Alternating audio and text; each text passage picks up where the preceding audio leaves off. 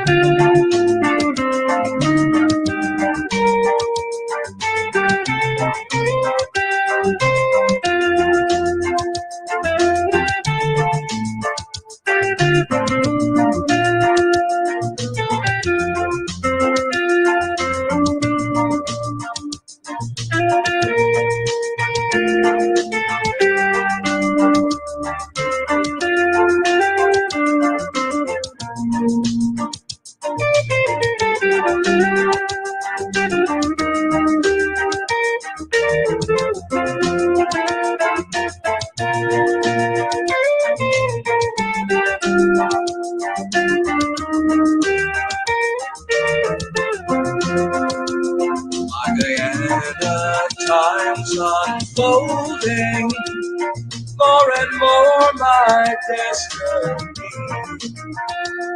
to reach lasting splendor that the years have brought to me.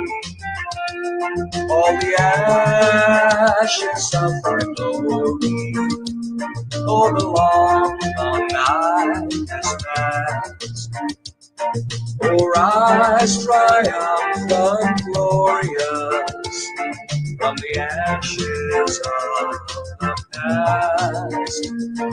Oh, rise triumphant, glorious, from the ashes of the past.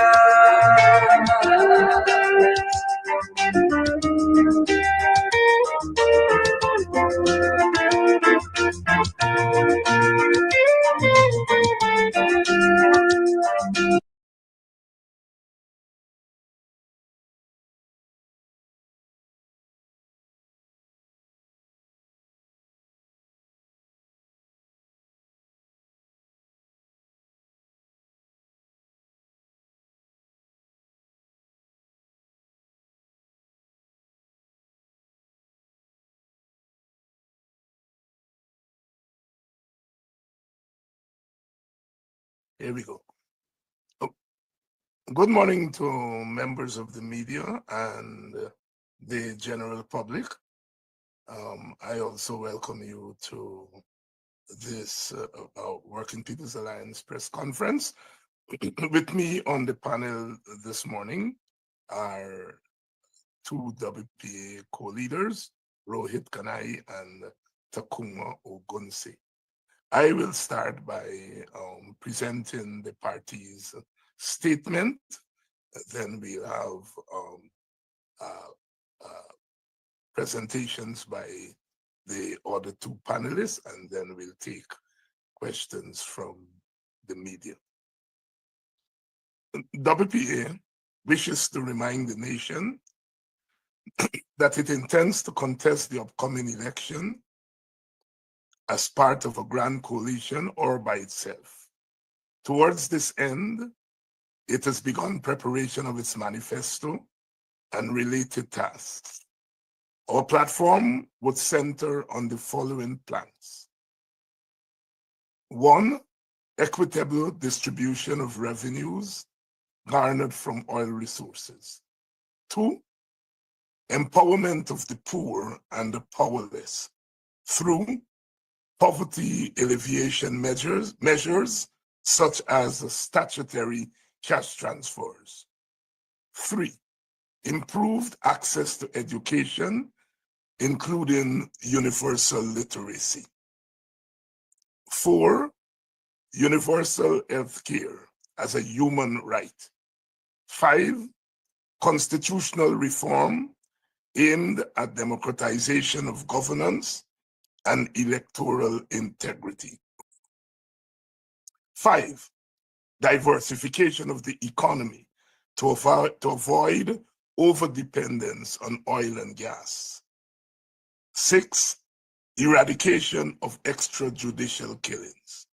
7, restoration of collective bargaining and improved wages and salary as a guaranteed right to life. 7, protection of women from the inhumane imperatives of the market, including the labor market. 8, a political solution that ensures paths to racial harmony and racial justice. 9, a robust regional CARICOM component to socio-economic development. And 10, revision of all contracts and attendant instruments as they relate to oil and gas. Coalition talks with the PNC-APNU were paused pending the APNU-AFC negotiations. We intend to resume those talks shortly. WPA intends to place a common policy program and electoral strategy at the top of the agenda. Our approach to coalition talks would be guided by fraternalism, independence, and realism. As regards the top of the ticket, WPA intends to stick with the formula adopted at the 2011, 2015, and 2020 elections, whereby the presidential candidacy is occupied by the party with the potential largest electoral reach and capacity. Similarly, the latter party would be accorded the largest portion of the list of candidates, potential parliamentary seats, and cabinet ministers should the coalition win. WPA would not seek to influence who the other party or parties put up as their standard bearers. Similarly, WPA reserves the right to determine who represents our party in the positions awarded to us. Even as WPA prepares for the election, we continue to believe that the implementation of biometrics and the sanitization of the current voters list are critical to the integrity of the election. Since the PPP majority at GCOM has closed the door on these requests by the opposition, we call on the international community, including CARICOM, to lend their voices and influence to push the PPP to reverse course. The events of the last few weeks have confirmed WPA's worst fears about the dangerous direction in which our country is headed. WPA's repeated calls on the government to change course have fallen on deaf ears. It is therefore not surprising that not a day passes without some disturbing incident that threatens to push the country over the edge. From the brazen murders by the state of 2 young men at Linden and the mysterious death of young Adriana Young, to the rounding up of scores of young men under the guise of terrorism, to the arrest of a young nurse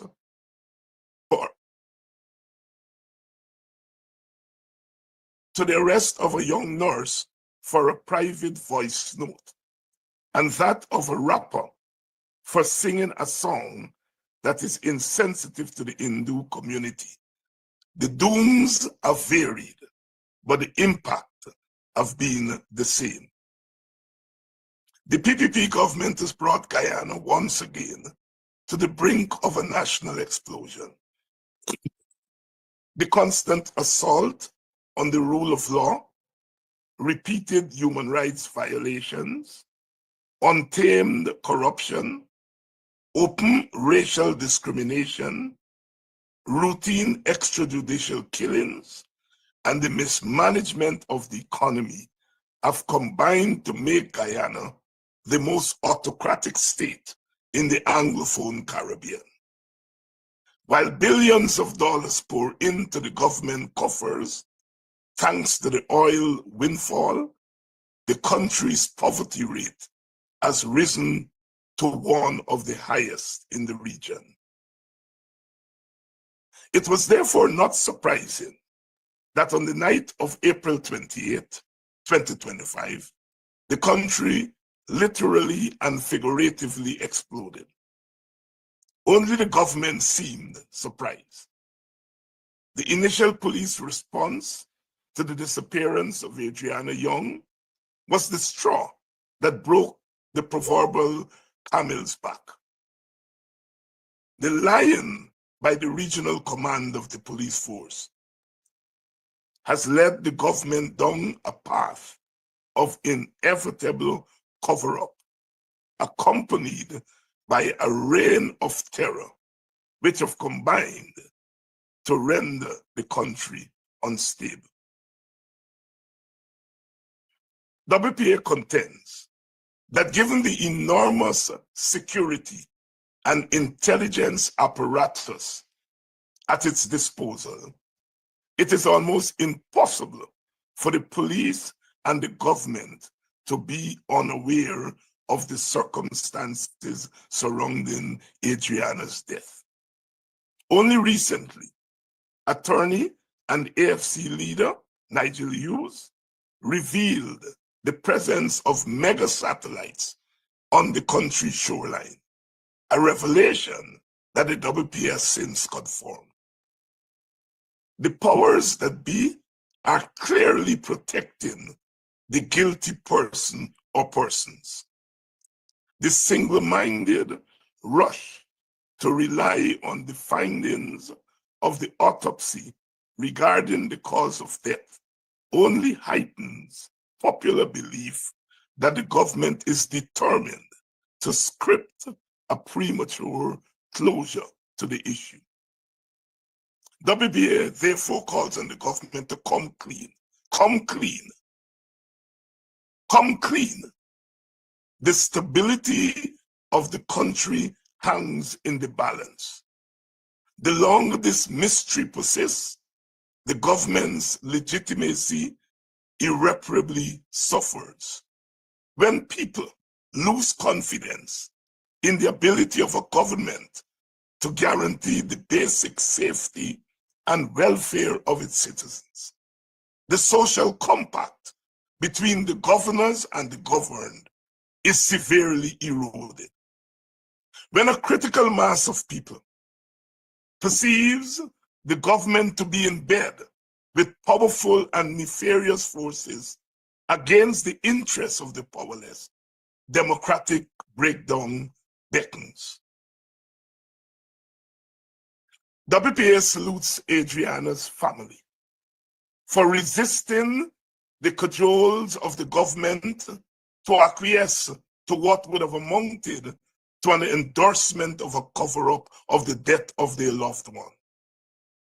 The family has in effect torpedoed the government's customary, disgusting playbook of bribing families of victims into silence.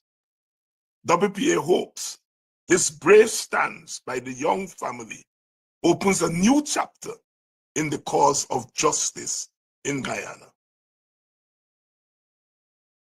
WPA condemns in the strongest terms the government's response to the popular uprising that has accompanied Adriana's death, which must be seen as part of a larger reaction to official abuse of power. The rounding up of scores of young men by the police on terrorism charges represents the most flagrant abuse of power by a post-colonial government. Since when looting and robbery constitute public terror, or terrorism. WPA does not condone looting and robbery from any quarter, including by the government. But we cannot endorse terrorism charges as the appropriate government response. Such a response represents persecution as a substitute for prosecution, and injustice as a substitute for justice.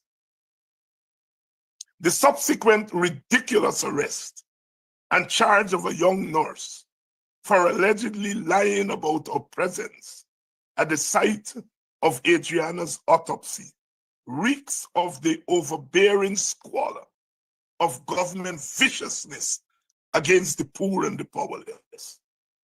Similarly, the arrest of the rapper Baby Skello for singing a song with lyrics which are offensive to the Hindu community is nothing short of government spitefulness. Offensive lyrics are a staple on the landscape of Guyana's popular culture and should be moderated.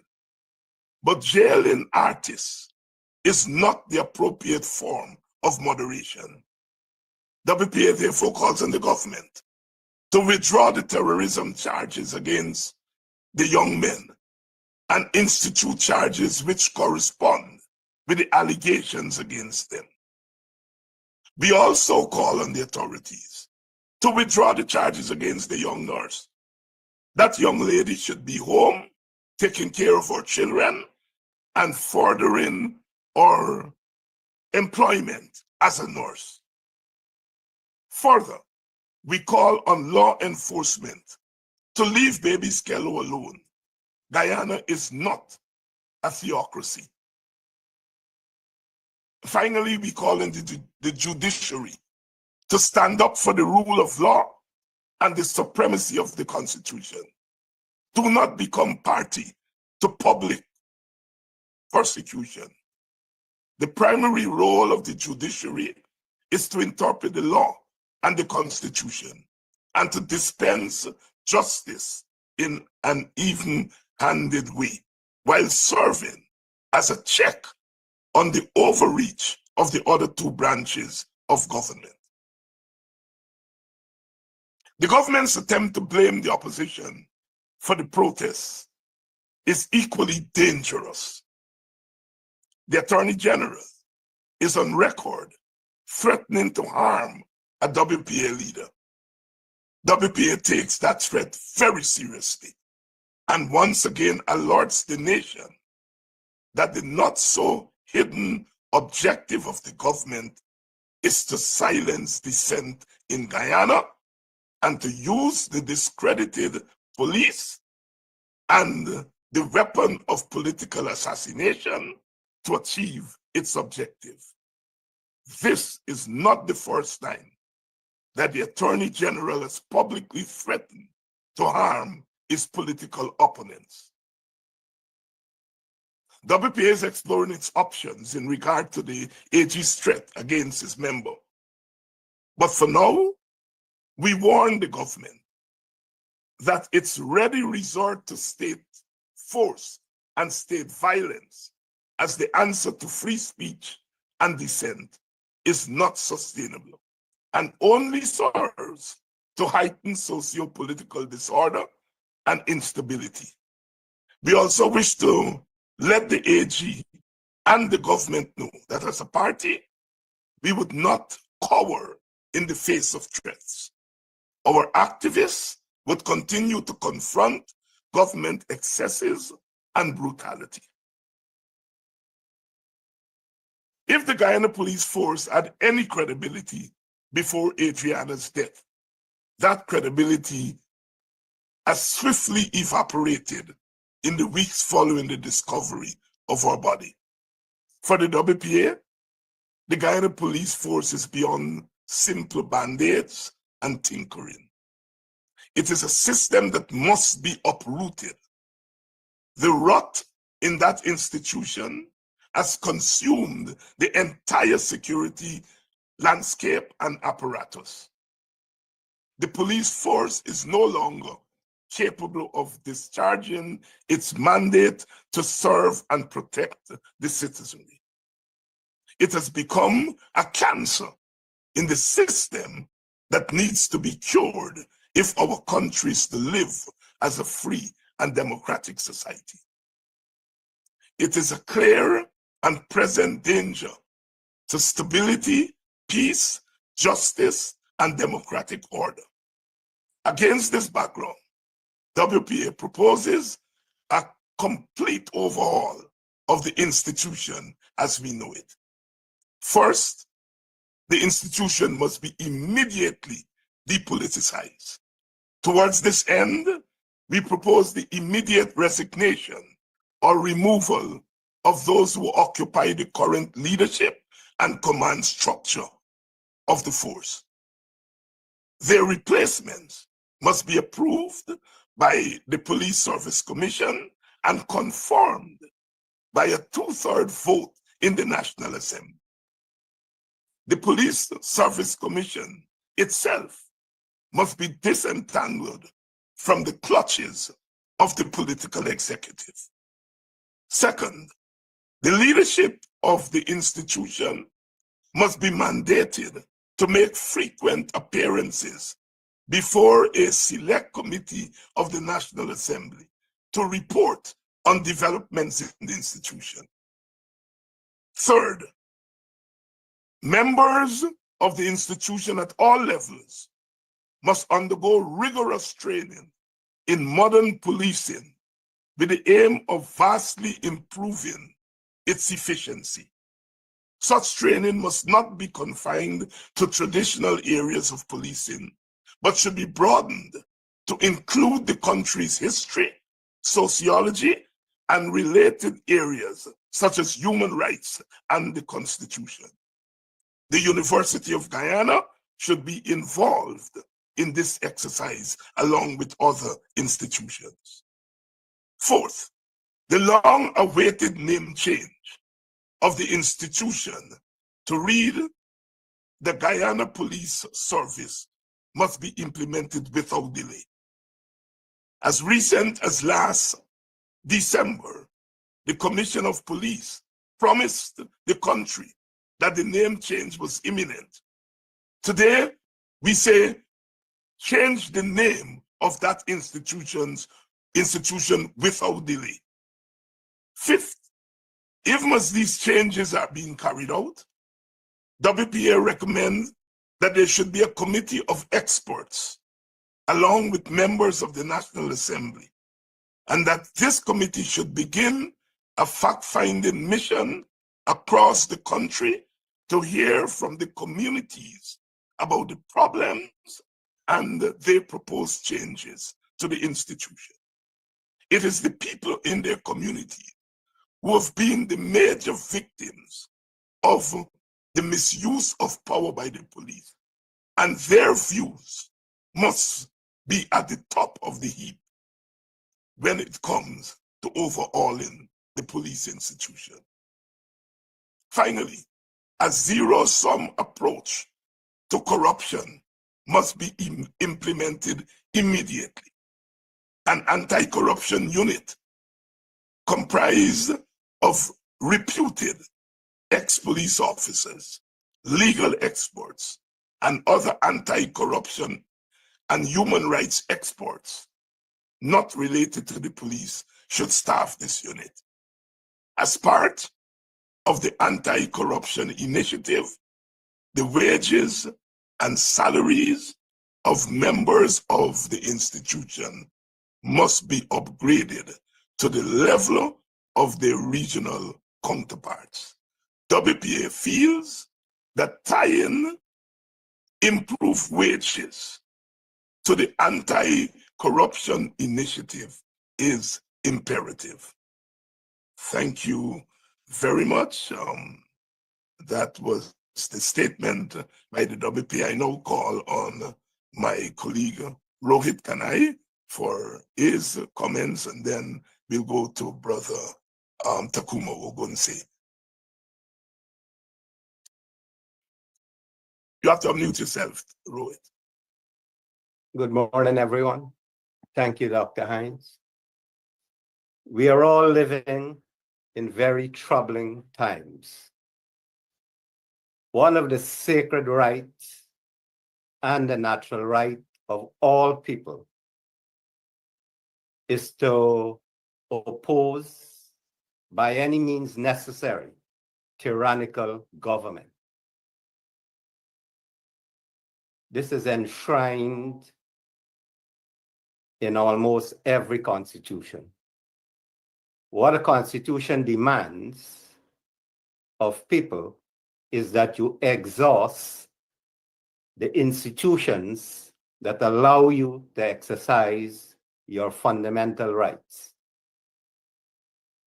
When people lose faith in those institutions, out of sheer necessity, they will and must rely on extra parliamentary methods to regain the rights that the very government that is supposed to protect those rights violates the very rights they're supposed to protect. The people have no other resort than to step outside of the Constitution to ensure their sacred natural rights of self-preservation. The Attorney General, Mr. Nandlal, boasted that as early as 2002,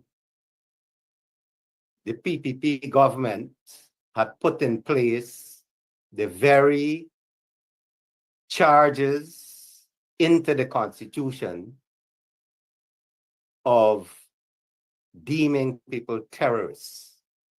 He said this in a recent press conference when he made the claim that the Guyana government had anticipated by almost 20 years what is currently being debated among the Caribbean government in terms of terrorism laws.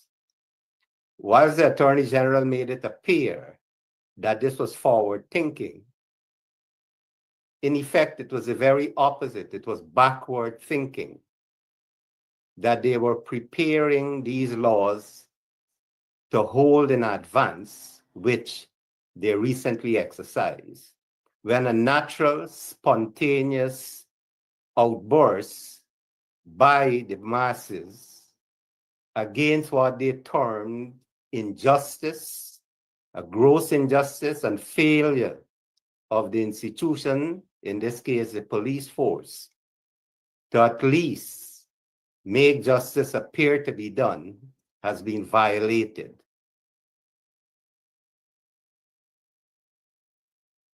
The Vice President, Mr. Jagdeo, in a recent press conference, said that the government sets principles. It is for the administrative bodies to carry out those principles. Yet, Dr. Jagdeo, in referring to the Mohammed case, claimed that people with money are able to subvert the justice system. The natural question becomes, what is the role of the government in setting principles when those principles are violated to ensure that this matter is corrected? So there's a huge disparity when we look at the administration of justice that the government must guarantee is not seen by sectors of this population which is aggrieved, and in this specific case, that of the young child, that the Attorney General and the state, by extension, can deem citizens terrorists and engaged in terrorism. That is for exercising their right to natural justice. This is a serious matter.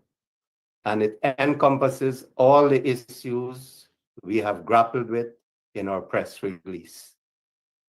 I will stop there. Thank you. Tukuma? Okay, good morning, members of the media and those who are viewing the press conference from various social media platforms. While the WPA is preparing to participate in the elections, we want to reiterate our previous position that we stated that the party is open to a postponement of the election date to facilitate biometrics and a clean voters list so that we can have a level playing field and an environment that all contesting parties could be satisfied with. So we haven't buy into the argument that we are bound by the present timeline that is spelled out in the Constitution and the law. We feel that this is a political matter, and as we call on CARICOM and the international forces to throw the weight on the side of fairness and Guyanese democracy, the party wants to reiterate that we are willing to struggle and to convince the country that it's better to accept a delay elections by a few months to facilitate biometrics and the clean voters list and a level playing field. The next observation is not reflected in the WPA statement, but I think, and the WPA feels after reflection, we have already written the statement, that we cannot ignore the fact that recently there have been news of at least 2 explosions, one at the East Rheinfeld police station and one at the GPL substation. And we also note within that time frame, relative time frame, there was a destruction of a nursery then controlled by the city council by fire. The WPA wants to put on record that we are paying close attention to these developments.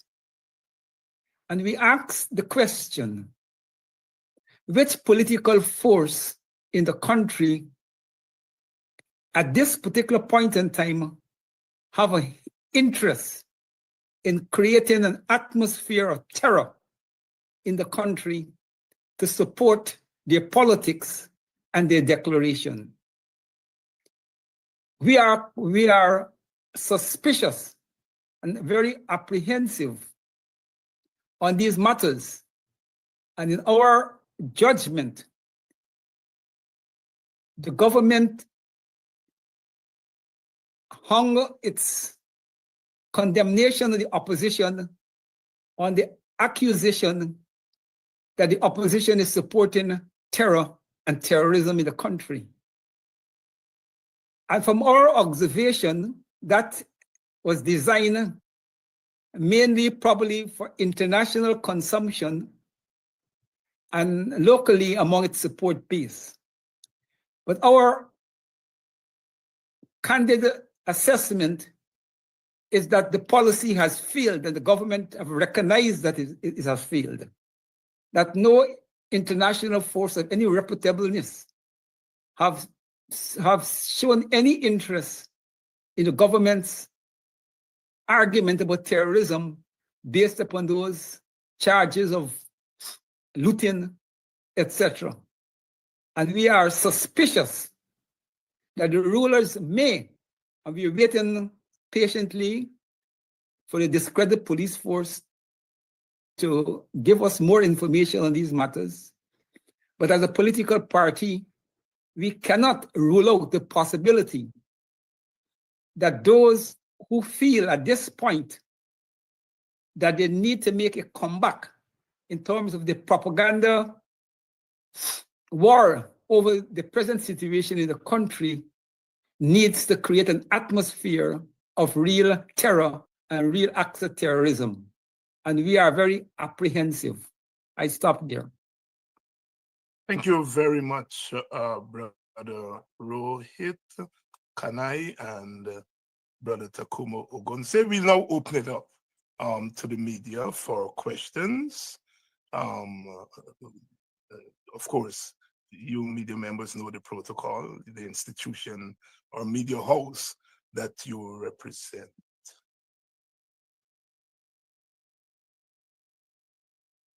Are there any questions?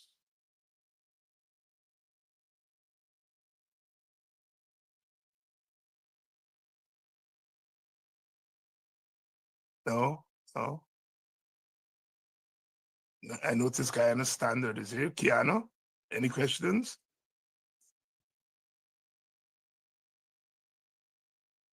No questions at this time. Thank you. Okay. Are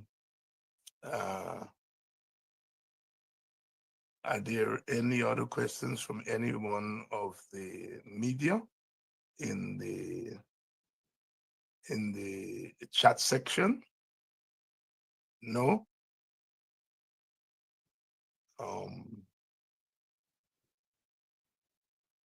No? Is there any other comment that any member of the panel would like to make?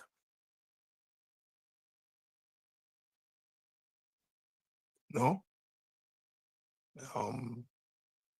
If not, we will just like to reiterate the points that we made in the press release and our comments. We know that it's a lengthy press release because there are a number of burning issues that we have to comment on. We did not deal in any way with the recent attacks on our soldiers at the border. We wish to say that the WPA condemns very strongly the brazenness of Venezuela. We have no doubt that the Venezuelans are monitoring our internal problems and they're taking advantage of it. We in the WPA were, of course, scandalized by the fact that while our young men were being shot at the border, members of our government at the very top, including the president, were having parties in Georgetown. And ironically, they were playing some of the very lewd songs that they seem to be taking rappers and other singers to task. I myself observed them partying to Gimme Punani, Wan Punani, and we know that song as someone who has studied lyrics of Caribbean music. We know that the imagery in that song has to do with the private parts of mainly Black women.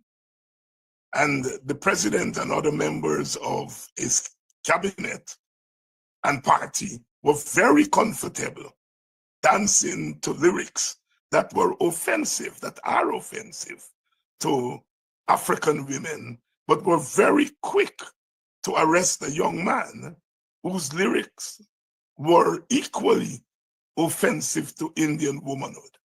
One knows that an artist or a human being cannot have sex with a goddess. You know, Lakshmi there is used as a symbol of Indian womanhood. The abuse in the lyrics is really the abuse directed at Indian womanhood. And the point I'm making is that the lyrics in Punani is a similar abuse on African women. And there we have a government that arrested a young man for abusing Indian women in his song, dancing and carrying on to a song that abuses African womanhood at the time when mainly African soldiers were being shot at the border. WPA calls again on this government stop playing around with this border issue. It is a clear and present danger, and the country must be put on that footing. We agree with the opposition leader not to be used as a football whenever this issue raises its head. We agree with Mr. Norton that the opposition must not be used whenever the government wants to give a sham show of national unity while turning its back on real national unity.